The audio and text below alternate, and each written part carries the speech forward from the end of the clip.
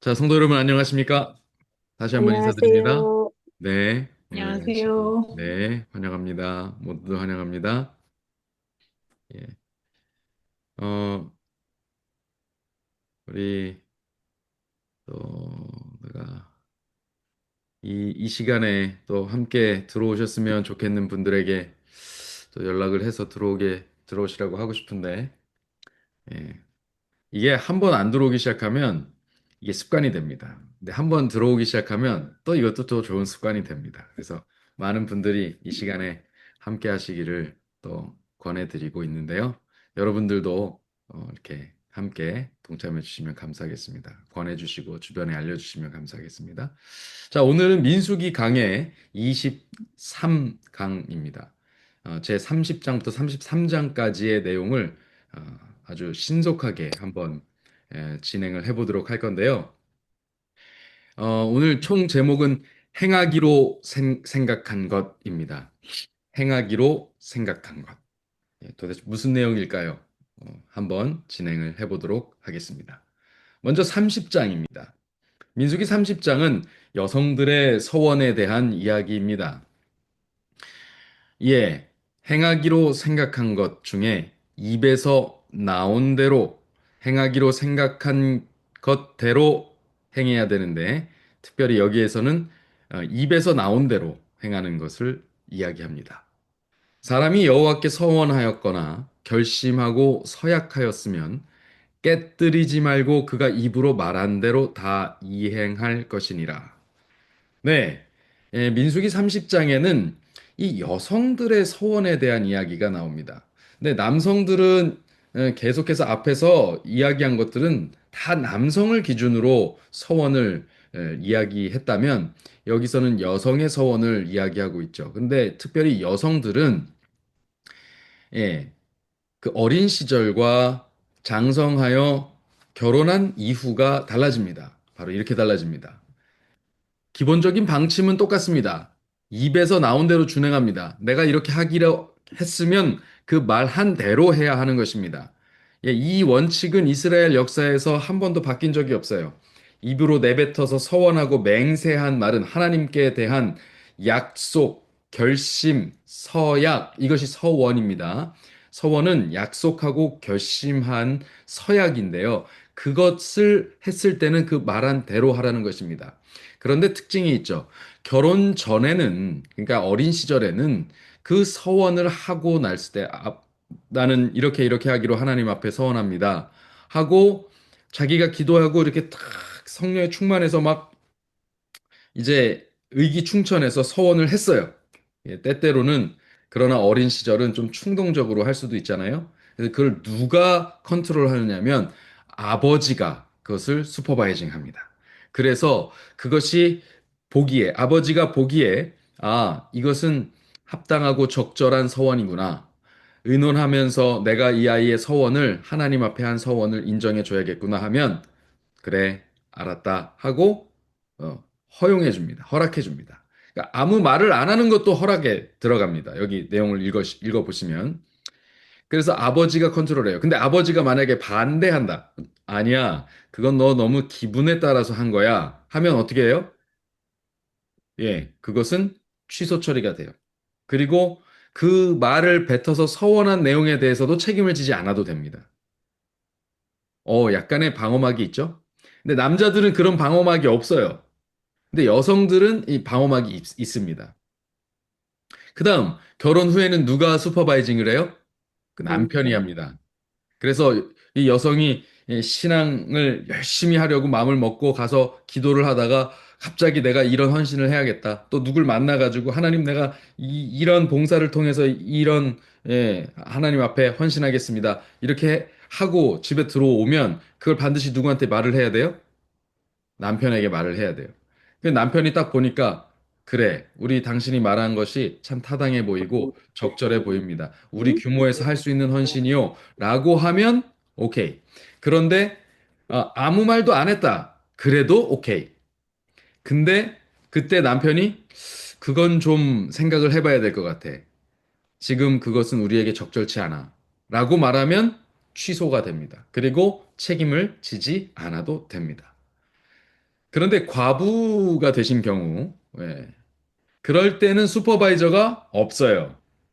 예, 더 이상 존재하지 않습니다. 그러니까 이 과부가 되신 분들은 내가 이렇게 하겠습니다라고 했을 때 누구 허락을 받거나 그럴 필요가 없이 그것을 하나님과의 관계 속에서 수행하시면 됩니다. 그러나 기본적 방침 그대로 내가 이렇게 하기로 했습니다라고 말할 것 같으면 그대로 준행해야 합니다. 어, 제가 조금 불편한 이야기인데요. 그 굉장히 어, 어, 재력가이신 한 분이 교회에 계셨어요. 예, 그분이 앞으로 내가 11조를 좀 내는데 11조 양이 좀 큽니다. 그래서 수천만 원의 11조, 11조만 수천만 원이니까 수억 원, 수억 원의 그 수입을 이제 갖고 계신 분이죠. 연. 그것을 내겠습니다라고 말을 했어요. 했는데 그 결국은 나중에 번복을 하시는 일이 벌어졌습니다. 이 교회에서 어떻게 하면 좋을까요? 그거 좀 액수가 많아서 못 내겠습니다. 나중에 이렇게 하는 거예요. 근데 어떻게 지도를 하면 좋을까요?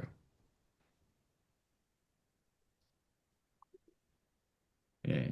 할 수 있는 기본적 방침은, 그러나 그 헌금은 저에게 한 약속이 아니고 당신께서 하나님과 하신 약속이니까 그것은 하나님과의 약속이라는 것을 다시 한번 생각하시면서 깊이 숙고해 보시기 바랍니다라고 권해 드릴 수밖에 없었어요. 네. 나머지 결과는 이제 노코멘트 하겠습니다. 그런데 예. 서원에 대한 하나님께 대한 서원과 약속에 대한 것은 그것은 우리가 그냥 우습게 혹은 쉽게 여겨서 마음대로 했다가 깼다가 해서는 안 될 일인 것 같습니다. 왜 그럴까요? 여러분 왜 그렇습니까?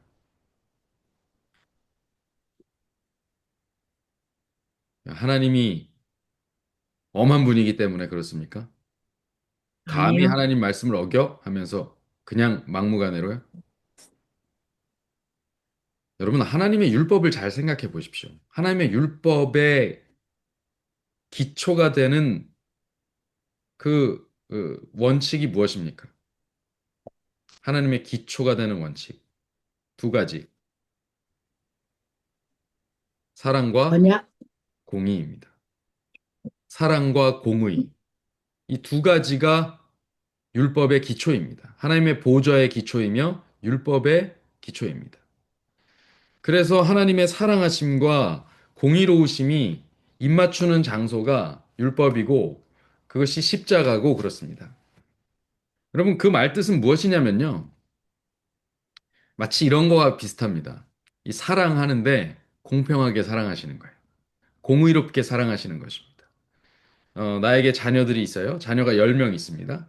그 중에 어떤 자녀는 더 사랑하고 어떤 사람은 덜 사랑하는 일. 이런 일이 벌어지면 어떤 일이 발생할까요?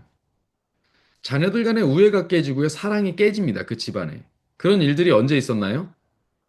12아들을 둔 야곱의 가족에게 있었잖아요. 결국은 형제들끼리 그 형제 중에 하나를 죽이려고 들었다가 이 미디안 상인들에게 팔아가지고 애굽의 노예 생활을 하게 만들었지 않습니까? 너무나도 비참한 이야기죠. 편애라는 것은 그렇습니다. 하나님은 공평하게 사랑하시는 분입니다. 근데 어쨌든 공평한데 사랑하시는 분이라는 겁니다. 사랑이에요. 여러분, 사랑이라는 것은요, 질투심도 같고요. 그 다음 일정 부분에 대한 소유,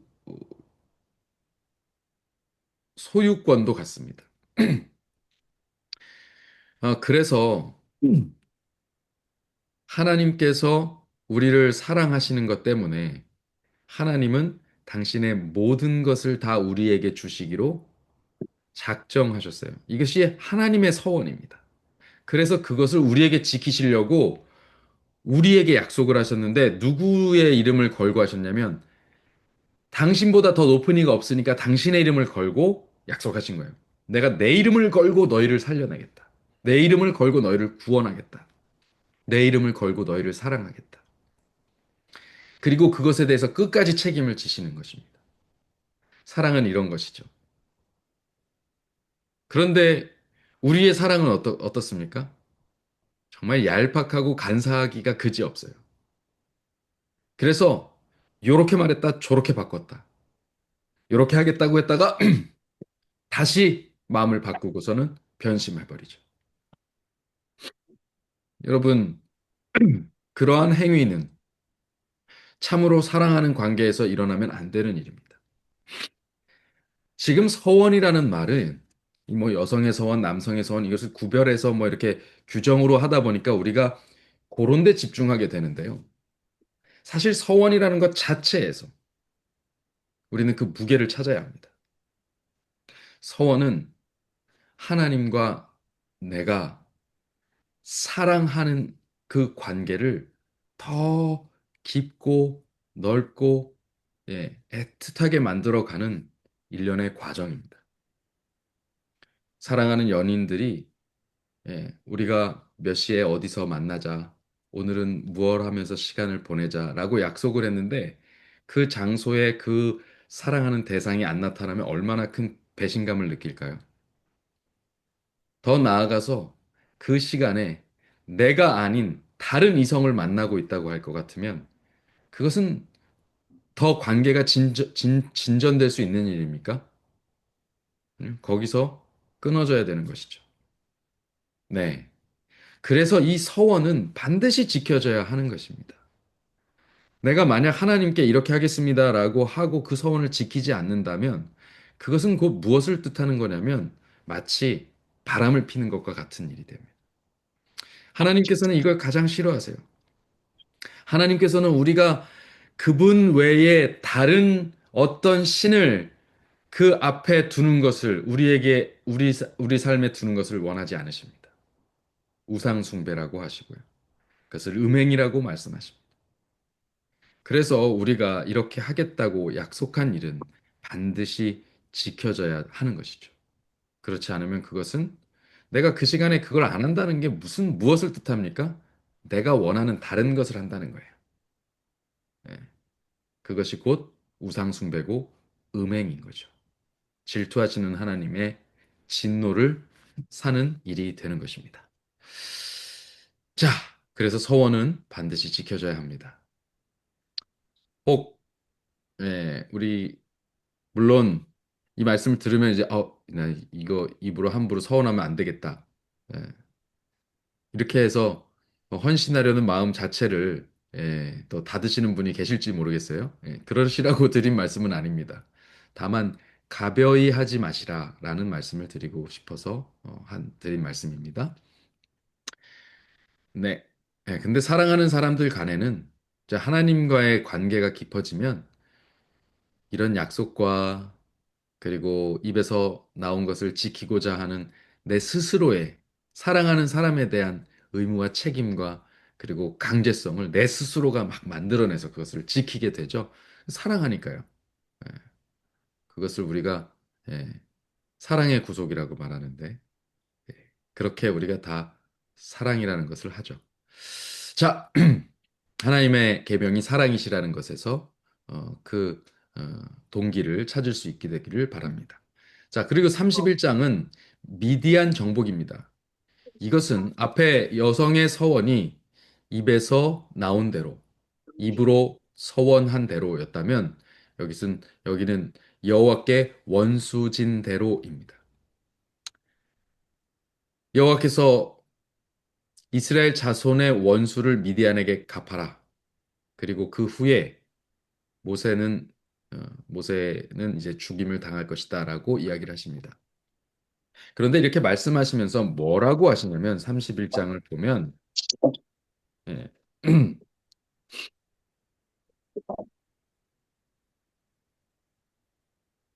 3절입니다. 모세가 백성에게 말하여 이르되 너와 함께 있는 사람들 가운데서 전쟁에 나갈 사람들을 무장시키고 미디안을 치러 보내어 여호와의 원수를 갚도록 네. 이스라엘 자손의 원수를 갚으라고 하시면서 3절에 바로 이어서 뭐라고 말씀하시냐면 여호와의 원수를 갚아라 라고 말씀하십니다. 자, 그렇게 해서 어떻게 방법을 취하시나요? 기본, 기본적인 미디안 정벌의 방침은 이렇습니다. 여호와께 원수진 대로 갚아주는 것입니다. 그것은 결국 이 미디안 정벌입니다. 여호와께 어떻게 원수를 졌습니까? 미디안 백성들이. 미디안 족속이 여호와께 원수를 졌을 때 어떤 식으로 원수를 졌죠? 미디안 백성들은 네. 이스라엘을 음행에 빠뜨렸습니다. 그죠? 그래서 마지막에 비느하스가 창으로 꿰뚫었을 때에 그가 누구입니까? 예, 시므온 족속의 족장의 아들, 그리고 미디안 제사장의 장로의 아들이었어요. 아, 딸이었어요. 그쵸? 예, 미디안 족장의 딸이었습니다. 그래서 그들이 결국 그렇게 해서 음행에 빠뜨리게 온 백성이 슬피 울고 네, 완전히 그 초상집이 되었는데도 수만 명이 죽어가는 그 와중에도 미디안 여인을 데려와서 그냥 공공연하게 자기 장막에서 음행을 하고 있는 모습. 그 완전히 중독되어서 살이 분별이 되지 않는 그런 상태로 빠뜨린 그것이 다 미디안의 그런 여호와께 대한 원수를 진 것이다라고 말씀하고 계시죠. 그래서 각 지파별로 총 1000명씩 총 12,000명을 징발하고 무장을 시킵니다. 예. 그럼 12,000명이죠. 자, 12,000명의 숫자를 가지고 미디안을 정벌합니다. 여러분 사사 시대에 기드온이 싸웠던 민족이 어디예요? 바로 미디안입니다. 예. 그냥 아주 이스라엘을 목살게 군 나라가 미디안이에요. 그때 미디안을 완전히 정벌했다고 생각했는데 미디안이 다시 솟아나요. 그 말은 뭐냐면 미디안은 하나의 국가가 아니고요. 미디안 족속들이 유목민으로 쭉 퍼져 있어요. 그래갖고 그 지역에 모여 있던 미디안 족속들을 이제 멸한 것입니다. 그리고 그들이 또 다른 유목 민족들이 또 이렇게 모여 있다가 그들이 강성해져서 또 친 거죠. 마치 몽고, 예, 우리 원나라, 몽고족 같은 그런 일이죠. 몽고족들은 유목민족입니다. 아주 광활한 지역을 게 흩어져서 거의 뭐 이제 연합이 어려운데 그때 칸이라고 불리는 징기즈 칸이죠. 그런 사람이 그 세력을 규합하고 강력한 카리스마로 그들을 촥 하자 원나라가 되면서 그냥 기마 민족들이 그 특기를 살려서 엄청나게 빠른 속도로 정벌을 해서 우리나라도 예, 한동안 그의 식민지로 살게 될 수밖에 없었던 시기가 있었죠. 자, 그것처럼 미디안 족속도 그런 족속들인 것 같습니다. 그래서 일부 지역을 쳤지만 또 일부 지역에 잔재가 남아서 기드온 때에 다시 일어났던 것으로 보입니다. 그런데 지금 그때 당시에는 수십만을 300명으로 쳤는데 지금은 12,000명, 각 지파별 1,000명씩 총 12,000명이 나옵니다. 그리고 제사장 엘르아살의 아들 비느하스가 나팔수가 됩니다. 자, 나팔을 쳐서 만들어서 그것으로 행군 혹은 전투에 임하게 했었죠. 그 뿔나팔이 아닙니다. 이것은 은으로 쳐서 만든 나팔입니다. 그래서 짧게 혹은 날카롭게 불던지 부하고 천천히 불던지 두 번을 불던지 이렇게 하는 그런 방식으로 나팔수의 역할을 하면서 전쟁을 진두지휘하는 역할을 하게 되죠. 자, 그다음 그래서 결국 요 미디안의 모든 남자를 죽이는 그런 일을 하게 됩니다. 남자는 다 죽였어요. 그 중에 미디안의 5왕도 있었고요. 특별히 누가 등장합니까, 여기? 말람. 발람. 발람이 누구예요? 네. 발람은 누굽니까? 바로 발락. 모아방 발락의 부름에 응하여서 예, 그 복비, 복체가 그 탐이 난 그가 가서 이스라엘을 저주하려고 들었다가 축복만 3번 하고 마지막엔 어떻게 합니까? 예, 돌아갔더라 하고 끝난 줄 알았더니 그가 꾀를 줘서 모압과 미디안이 이제 동원되면서 바알볼 사건이 벌어집니다. 그래서 바알볼 사건이 발람의 꾀로 이루어졌다라고 표기를 하고 있지요. 그래서 네, 바로 31장의 그 내용이 그겁니다. 그래서 그 모사 노릇을 했던 발람을 드디어 여기에 죽이게 됩니다. 그냥 미디안 정벌에서 미디안과 발람을 동일시한 것입니다. 그래서 그를 음, 죽입니다. 그리고 전리품을 가져옵니다. 부녀자들, 아이들, 가축, 양떼, 재물들을 다 모아서 미디안 땅에 있는 그 모든 것들을 전리품으로 가져옵니다. 그런데 문제가 발생합니다. 전리품 때문에 문제가 발생한 것이죠. 어떤 문제였습니까? 모세가 진노했습니다. 천부장, 백부장들에게 냈어요. 남자들만 몰살하고 여자들을 포로로 잡아왔다라는 것에서 그 목적의 불순함을 지적한 것입니다. 너희들 바로 얼마 전에 이 미디안의 여인들과 음행하는 일이 이스라엘을 전멸로 몰아갈 뻔했던 일을 기억하지 못하느냐? 그런데 너희가 어떻게 여자들을 또 살려서 왔느냐? 이렇게 이야기를 하는 것이죠. 그래서 그 조치를 어떻게 취합니까? 미디안을 몰살시키기 위해서 남자 아이들, 어린 아이들까지도 다 죽입니다. 다 몰살시킵니다. 그 가끔 그 뭐랄까요? 그 사파리, 그쵸? 사파리 다큐멘터리 같은 것들을 보면 사자가 하이에나들하고 이 영역이 겹쳐 있어요. 그런데 사자가 한 번씩 하이에나 영역을 침범하는 것들을 보게 됩니다. 그렇게 하고 의도적으로요. 그 새끼들을 다 물어 죽입니다. 먹기 위함도 아니에요. 물어 죽입니다. 처음엔 물어가지고 아직 살아있는 상태로 움직이지 못할 정도만 이게 척추뼈만 부러뜨려가지고 하체를 움직이지 못하게 막 낑낑거리는 소리가 나게 하면서 딱 쳐다보고 하이에나 떼를 탁 쳐다보고 사자가 막 그렇게 하죠.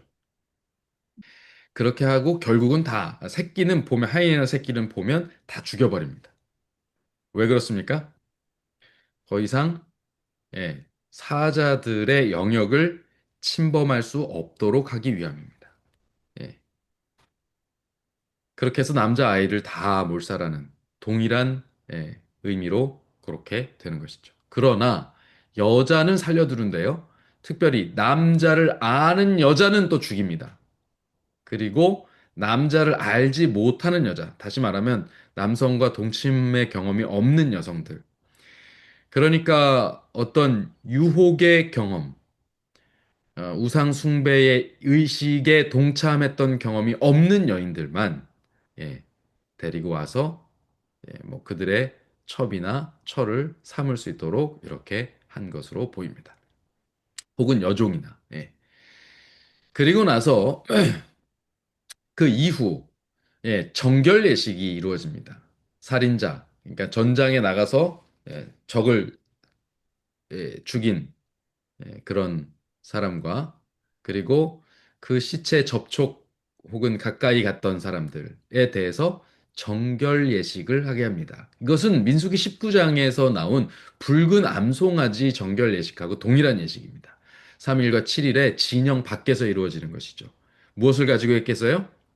그 붉은 암송아지를 태운 재로 만든 잿물 그것을 가지고 정결 예식을 했을 것입니다.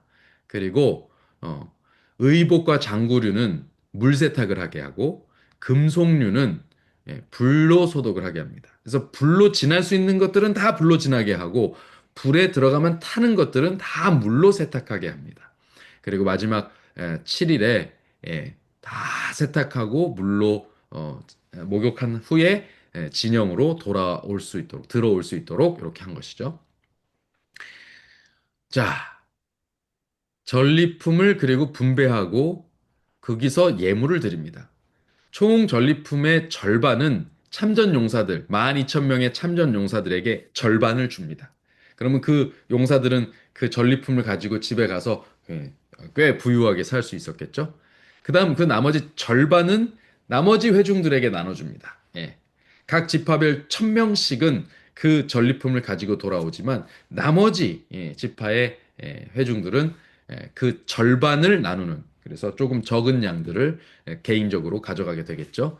그리고 나서 참전 용사들의 전리품 중에 500분의 1 양이 적지 않더라고요. 뭐 소떼, 양떼가 수만 마리에 이르고요. 그 다음에 뭐 그렇게 한 전리품들을 성전으로 들여서 제물을 예물로 성전에 드리게 합니다. 네. 아, 그 제가 이 레위기를 공부하면서 제사를 드리는데 와, 저 많은 제물들이 다 어디서 나올까 그랬어요. 그랬더니 그리고 상번제를 아침 저녁으로 드리고 하는 일들을 이 매일매일 어떤 제물로 할까 했는데 바로 이런 전리품들과 음, 탈취물들을 저축했던 것으로 그것을 진행했던 것을 우리가 이제 알 수가 있는 것이죠. 네. 물론 이스라엘 백성들이 이렇게 드린 헌물도 있습니다만 요럴 때 한 번에 많은 양들이 들어오게 되겠죠. 그리고 그 양떼가 또 소떼와 양떼가 또 새끼를 낳고 이런 일들이 있었겠다라는 생각을 하게 됩니다. 자, 그다음 군 지휘관들의 특별 예물이 있습니다. 어떤 특별 예물입니까? 무사귀환 특별 속죄 예물입니다. 천부장과 백부장들이 이 나갔던 그 군사들을 다 모아놓고 계수를 해보니까 한 사람도 충나지 않았다 이렇게 돼 있어요. 음, 그러니까 전사자가 있다는 거예요, 없다는 거예요. 사상자가 없다는 거예요.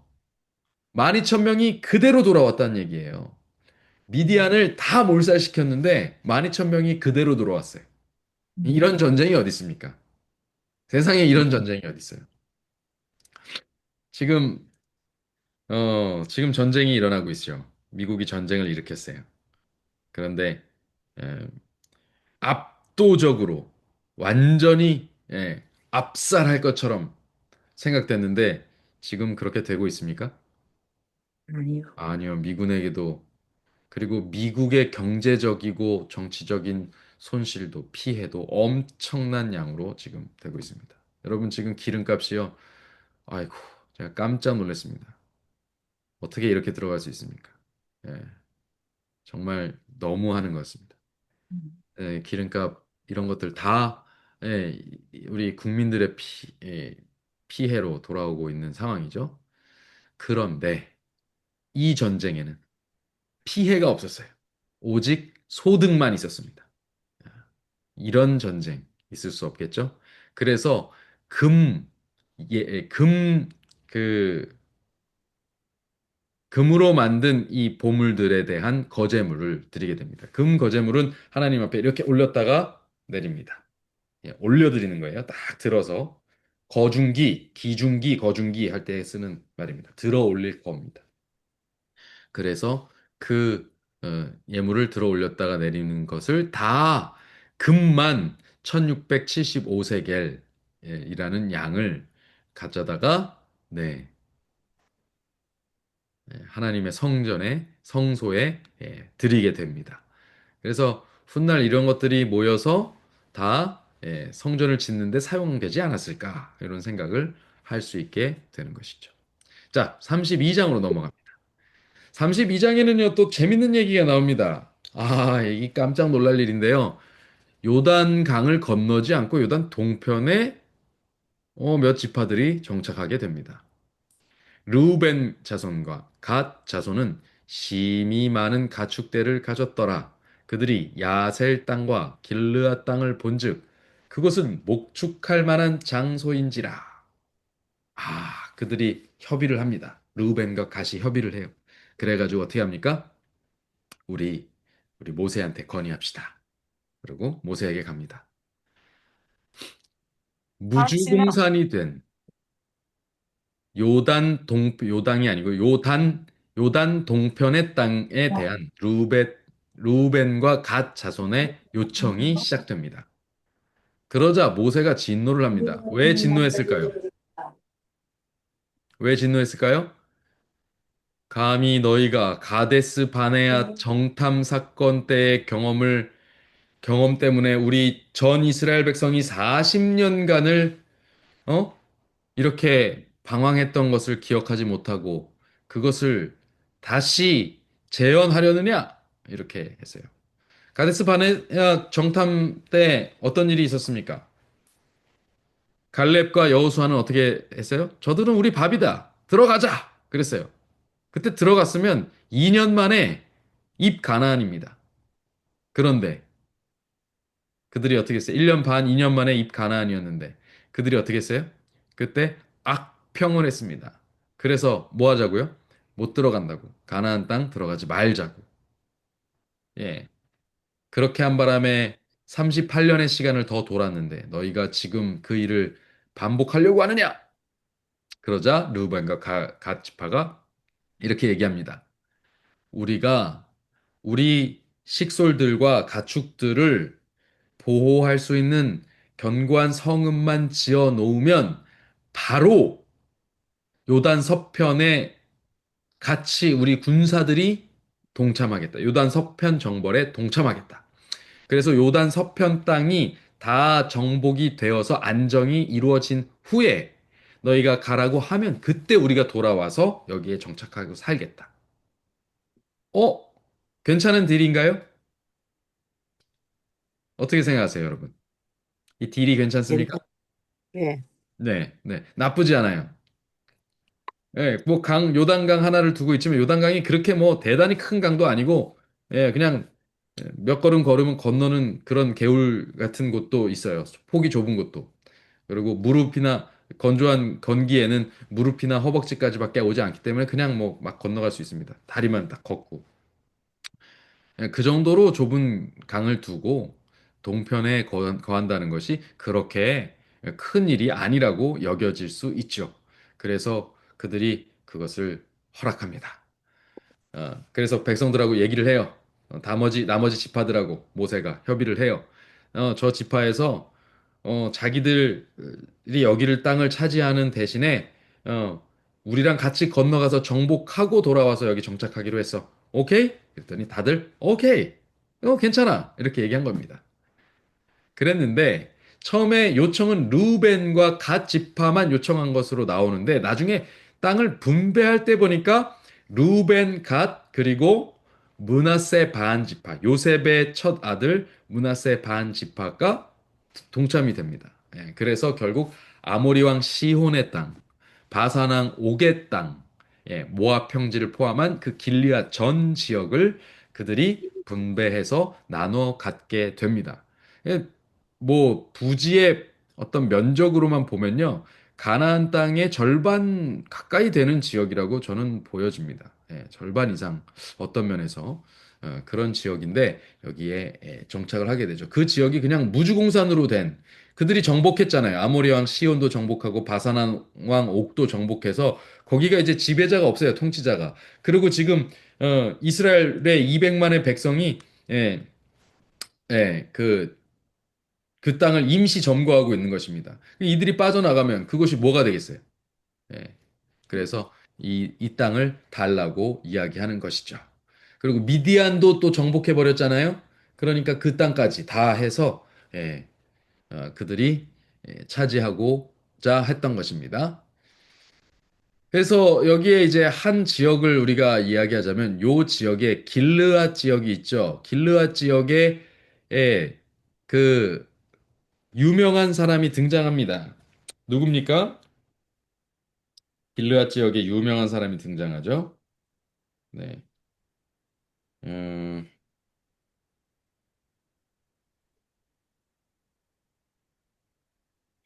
네. 30, 39절. 32장 39절.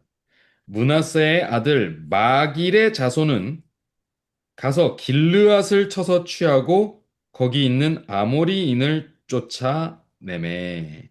이렇게 돼 있습니다.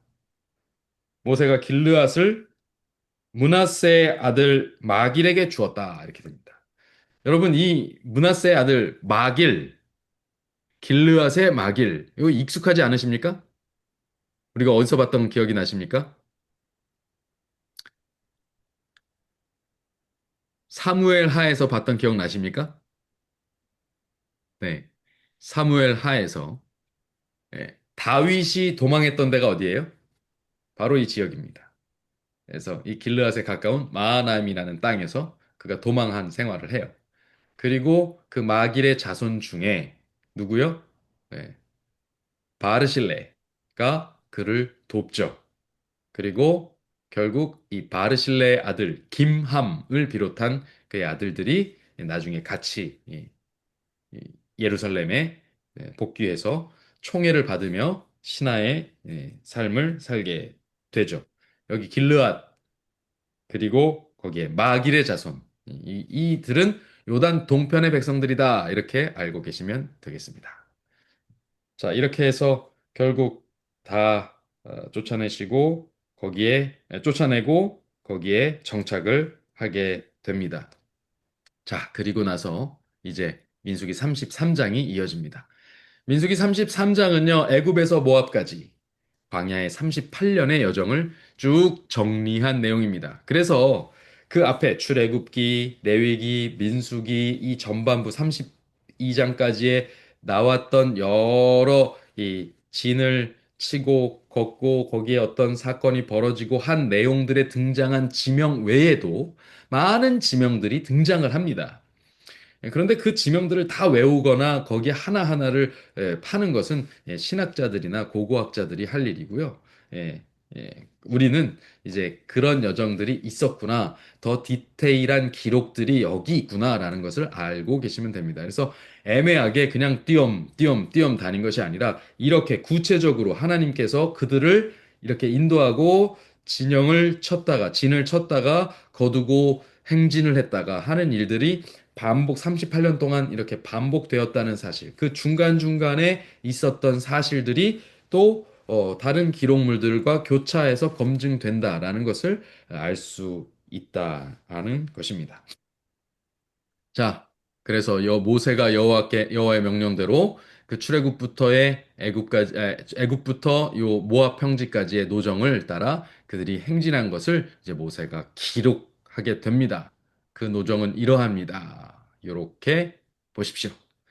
자, 이쪽 라암셋에서부터 나와서요. 숫곳을 거쳐서 이렇게 에담을 지나 에담 광야로 들어갑니다. 에담 광야로 들어갑니다. 이렇게 와서 요게 이제 제가 지난번에 말씀드렸죠. 여기 수에즈만 홍해 이렇게 두 개, 토끼 귀같이 이렇게 뾰족 나온 요것 중에 요쪽이 수에즈만인데 수에즈만의 끝에 이렇게 해서 지중해랑 연결되는 이 호수들을 연결한 것이 수에즈 운하, 그 유명한 수에즈 운하다 이렇게 말씀드렸고요. 그다음 이쪽 끝으로 와서 아카바만 끝나는 지점인 요 에시온 게벨이라는 곳이 지금 이스라엘의 경계가 여기까지 이렇게 갑니다. 여기 에시온 게벨. 그래서 이 이스라엘 지금의 현재의 위치, 옛날의 그 지경도 요 에시온 게벨이 끝이에요. 요 에시온 게벨이라는 지명은 지금까지도 사용하고 있는 지명입니다. 지금 보세요. 1500년 전에 BC 1500년 전. 그러니까 총 3500년 전에도 에시온 게벨이었다. 이 지역은 참 재밌죠? 자, 그런 지역입니다. 그래서 쭉 내려와서 이 시내 반도, 이 수에즈만과 아카바만 사이에 이렇게 튀어나온 반도가 시내 반도고, 그곳이 시내 산이 거기에 있어서 요 시내 광야에 진을 친 이 백성들이 거의 1년 동안을 하나님의 율법과 만나와 율법과 그리고 성회막의 건축까지를 함께 보냈던 시기가 바로 이곳이고요. 그리고 제2년이 되었을 때 2년 1월에는 유월절을 지내고 2월에는 대체절을 지내고 2월 20일경에 여기로 출발을 합니다. 그래서 다베라, 기브로, 핫다와 하세롯 이런 곳을 지나가죠. 그 중에 또 물 없다고 또 난리 치고 이런 일들이 있었습니다. 자, 그리고 나서 이들이 쭉 올라가서 차츰차츰 쭉 올라가서 가데스 바네아라는 이곳. 여기는 신광야, S-I-N 광야. 여기는 진 광야, 예, G-I-N 광야입니다. 예, 그러나 성경에는 똑같이 신광야라고 돼 있는데요. 그 내용을 보면 이렇게 이동해서 이 신광야와 이 신광야는 다른 광야라는 걸 알 수 있습니다. 신광야가 이렇게 크게 펼쳐져 있어서 바란 광야와 겹쳐 있어요. 그래서 신광야의 가데스 바네아라고 하기도 하고 바란 광야의 가데스 바네아라고 하기도 합니다. 여러분들이 이 지역이 좀 애매하게 중첩돼 있구나라고 생각하시면 되겠습니다. 자, 그래서 이 가데스에서 회군을 하죠. 예, 더 들어가서 바로 들어갔으면 가나안인데 들어가지 못하고 회군했다가 이쪽에서 이렇게 도는 얘기가 33장에 이렇게 나오죠. 네. 어디서부터 나옵니까? 하세롯에서 림마, 그다음에 림몬 베레스, 림나, 릿사, 그엘다사, 세벨산, 하라다, 막칼롯, 다핫, 데라, mit가, 하스모나, 모세롯, 브네야 아간, 홀하깃갓, 옅바다, 아브로나, 에시온 게벨, 그리고 발행하여 신광야 가데스에 진쳤고 가데스에서 발행하여 에돔 국경 호르산에 진쳤더라. 네. 여러분 이제 보이시죠? 그들이 이렇게 쭉 올라가서 예, 드디어 에시온 게벨에서 에돔 쪽으로 올라가기 시작했다라고 하는 것으로 지금 이야기가 되고요. 에돔 국경 호르산에 이르렀다. 여기입니다. 에돔을 통해서 이게 킹스 하이웨이예요. 킹스 하이웨이. 왕의 대로 킹스 하이웨이. 지금도 킹스 하이웨이라는 명칭을 그대로 사용합니다. 그래서 이렇게 에돔을 통과해서 이렇게 가고 싶었는데 에돔 왕이 넙 했어요. 그래서 들어가다가 호르산에 머물러서 이렇게 돌아서 진행하게 됩니다. 그래서 에돔을 돌아서 진행해요. 그러나 에돔으로부터 물도 사서 마시고 또 다른 교류가 있었던 것으로 우리는 유추해 볼 수 있는 말씀을 찾아서 읽었었죠. 자, 그렇게 됩니다. 그래서 여기에 호르산에 이르렀던 때가 언제냐? 이스라엘 자손이 애굽 땅에 38절입니다. 애굽 땅에 33장 38절. 애굽 땅에서 나온 지 40년 5월 5일에 제사장 아론이 여호와의 명으로 호르산에 올라가서 죽었으니 그의 향년이 얼마예요? 123세입니다. 40년 5월 1일 아론이 죽게 됩니다. 40년 정월에 누가 죽습니까? 모세, 미리암이 죽죠. 미리암. 모세야. 네. 그리고 나서 40년 5월에는 아론이 죽죠. 그리고 더 지나서 마지막에 모세가 죽습니다. 그런데 다 같은 해에 죽어요. 마치 예, 삼국지에 나오는 유비와 관우와 장비 같습니다. 예, 그들이 그 삼남매가 우리가 태어난 날은 달랐지만 같은 해에 같은 날에 죽자 이렇게 결심했는지 같은 해에 모두 죽게 됩니다. 그러나 그것은 이상한 일이 아닙니다. 그들은 결국 사명의 옷을 벗어야만 했고 그것이 40년 곧 이스라엘 백성이 요단을 건너기 마지막 해에 예, 그때까지 그들의 사명이 이어졌다는 사실을 유추해 보면 그것은 그저 하나님의 계획의 일부였다라는 것을 알 수 있습니다. 아마 그들은 늙어서 죽은 것이 아니라 그들의 사명의 옷을 벗었기 때문에 생명의 옷도 함께 벗은 것으로 볼 수 있죠.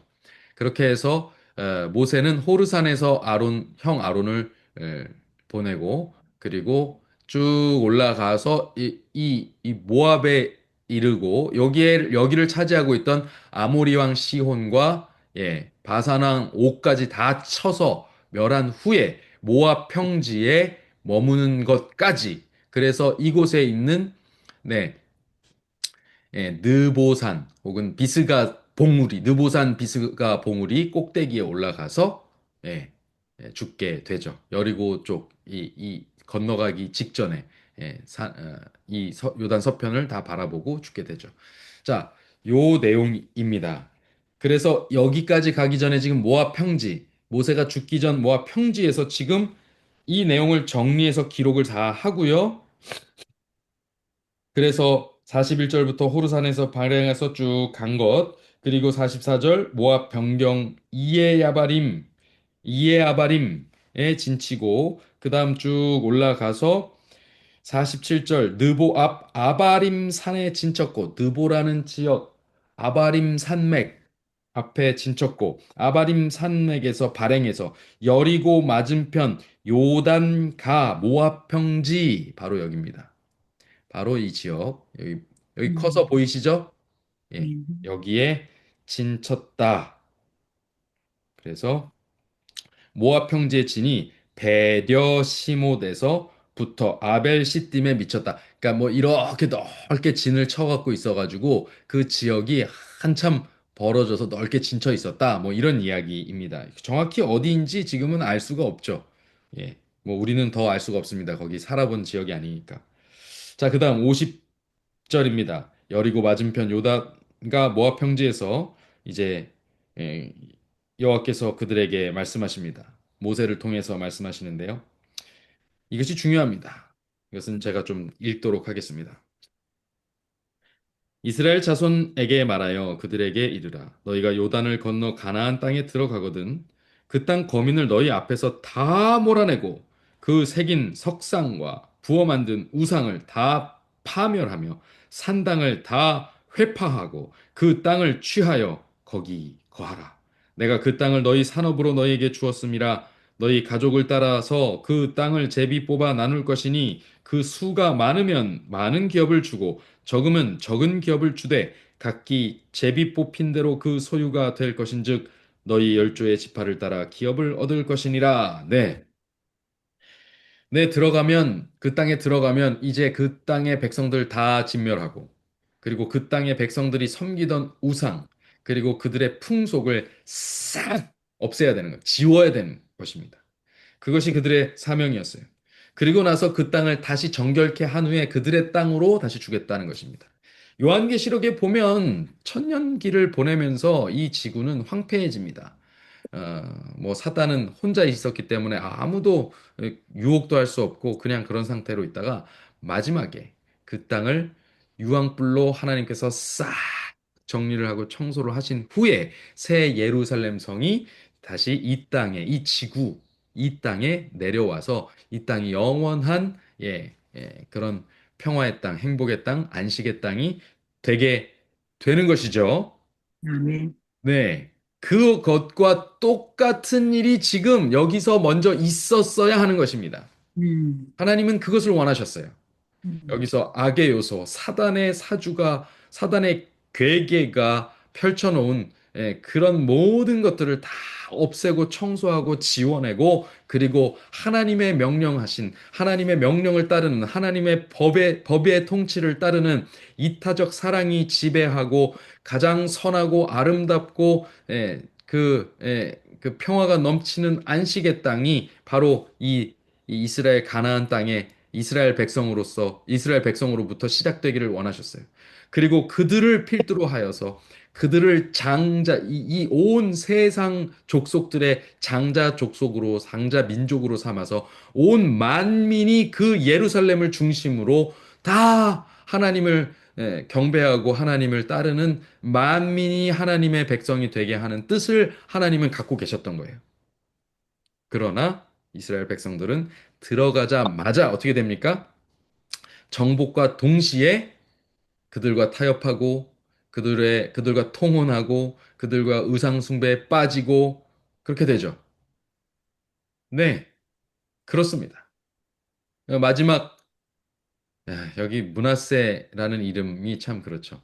유다 왕 므낫세, 히스기야의 아들이 정말 그 타락의 정점을 찍습니다.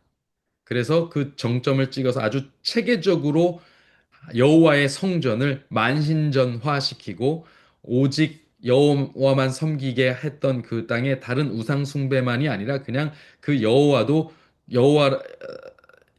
하나님 역시도 그 다른 신들 중에 하나로 격하해서 그저 막 짓밟은 그런 아주 조직적이고 의도적이고 체계적인 타락을 일삼은 바, 그 이후 요시야 왕이 등장하여서 아주 체계적이고 철저한 개혁을 했음에도 불구하고 그 나라는 그 사명을 다하고 망하게 되죠.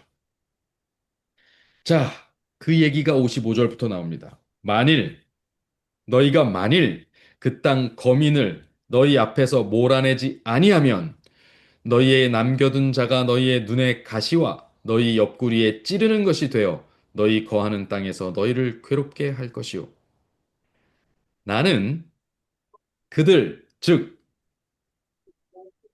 그 땅에 너희가 진멸하고 냈어야 했던 그 백성들, 그 민족들에게 하려고 생각했던 것을 그들이 아닌 너희에게 행할 거다. 이 말입니다. 그런데 여기서 주의해서 볼 게 있어요. 어, 근데요, 이 땅 백성들 알잖아요. 정탐꾼들이 헛것을 본 건 아니에요. 너무 강하잖아요. 철병거를 갖고 있는 민족이 있는가 하면. 막 키가 장대해서 그 이스라엘 백성을 메뚜기처럼 보이는 백성이 있는가 하면. 민족이 있는가 하면. 이거 어떻게 칠 거예요? 여리고 같이 아주 강대한 성이 있는가 하면. 어떻게 할 겁니까? 만약에 못 치면 어떻게 돼요? 다 못 쫓아내면 어떻게 됩니까? 여러분 어떻게 해야 맞아요? 못 쫓아내면 하나님이 그들 벌하시는 게 맞아요?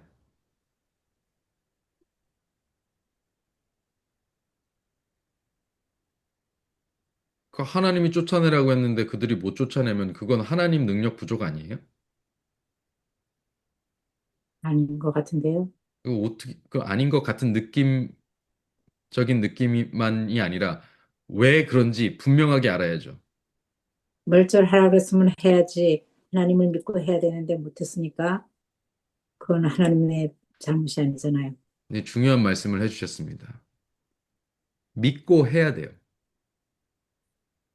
제가 서두에 왜 서원을 지켜야 되는가 이야기를 드리면서 여러분 약속한 일은 사랑하는 사람들의 약속한 일은 반드시 지켜져야 됩니까?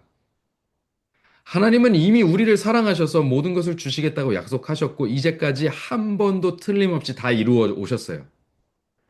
그러면 이젠 믿어야죠. 내가 거기 있을게. 그러면 하나님은 거기 계신 거예요. 나는 변치 않고 있을 거야. 라고 하시면 하나님 변치 않으심을 믿어야죠. 내가 너희를 반드시 구원할 거야. 그러면 하나님이 구원해 주실 걸 믿어야죠. 바로 직전에 지금 미디안 족속을 치면서 한 사람도 충나지 않았던 것을 믿어야죠. 음. 네, 여기 중요한 것은 이렇습니다. 55절. 너희가 만일 그 땅 거민을 너희 앞에서 몰아내지 못하면이 아니에요. 아니하면, 몰아내지 아니하면 여러분 음, 우리가 못한 무언가를 인해서 하나님이 우리를 징벌하지 않으세요. 우리가 믿지 못해서 안 한 일, 하나님을 믿지 않아서 안 한 일. 도저히 믿을 수가 없어서 보이지도 않고 증거도 없어서 어떤 것도 우리에게 긍정적인 기억이 없어서 믿지 못하는 게 아니에요, 지금. 모든 걸 다 보여주시고 확신을 얻을 만한 표적이 다 일어났음에도 불구하고 그것을 믿지 않아서 부정하고 반역하고 귀찮고 나태하고 성가시고 안 하겠다고 그리고 변절하고 반역해서 그것을 결국 아니하면 그 행동을 하지 아니하면 여러분 안 할 거면 아예 말아야죠. 왜 요단강은 건너고 난립니까? 뭐하러 출애굽해서 따라옵니까? 그렇게 싫으면 멈추고 안 가면 그만이에요. 선동해서 애굽으로 돌아가자 할 필요도 없고요. 그저 나만 안 가면 그만이에요. 왜 반역을 하고, 왜 선동을 하고, 왜 조직적이고 고의적으로 리더십을 흔들고, 그리고 이제는 그 모든 증거 앞에서도 부정하고 불신하고, 그렇게 하면서 뭐하러? 거기까지 따라가냐고요. 그런데 그렇게 따라가서 아니하는 자들이 꼭 있습니다. 그렇게 되면, 그렇게 되면요. 하나님을 믿는 백성과 믿지 않는 백성의 차이는 없습니다. 여러분, 결국 심판은 그들을 벌하려고 했던 계획을 다시 향해서 너희에게로 향해서 벌을 내릴 것이다. 이렇게 얘기하시는 거예요. 여러분, 양과 염소의 비유, 마태복음 25장의 양과 염소의 비유를 기억하십니까? 네. 그 전에, 예, 그에 대해서 예수님께서 심판하시는 말씀을 하실 때 뭐라고 얘기하십니까? 너희 중에 가장 작은 자에게 한 것이 내게 한 것이고, 하지 않은 것이 내게 하지 않은 것이다. 네, 믿노라 하면서 그 믿음을 실천하지 않은 것은 믿지 않은 것과 같습니다. 나는 못 믿어요. 라고 했음에도 불구하고 실제로 믿음으로만 할 수 있는 그 일들을 한 사람들은 결국 믿은 것입니다. 여러분은 어떤 사람들이 되시겠습니까? 입으로만 믿습니다 하는 사람들이 되시겠습니까? 아니면 우리의 행동으로 우리의 믿음을 증거하고 증명하는 믿음을 가지시겠습니까? 오늘 예, 이스라엘 백성들이 예, 저질렀던 과오가 우리 계시록을 보면 마지막 백성들에게는 일어나지 않는 하나님께서 계획하신 것은 최종적인 어린 양의 어린 양과 그의 백성들의 그에 속한 14만 4천의 승리로 맞춰지는 것을 예언해 두셨는데 계시록에 오늘 그 예, 여자의 남은 자손 14만 4천 어린 양의 예, 속한 자들 인맞은 자들로 우리 모든 락포드 성도들, 이 예배에 동참하신 모든 분들이 드러나게 되기를 간절히 바라면서 오늘 말씀을 마치겠습니다. 아멘. 네. 기도하겠습니다. 아버지 하나님, 주 여호와의 천사들이 나를 둘러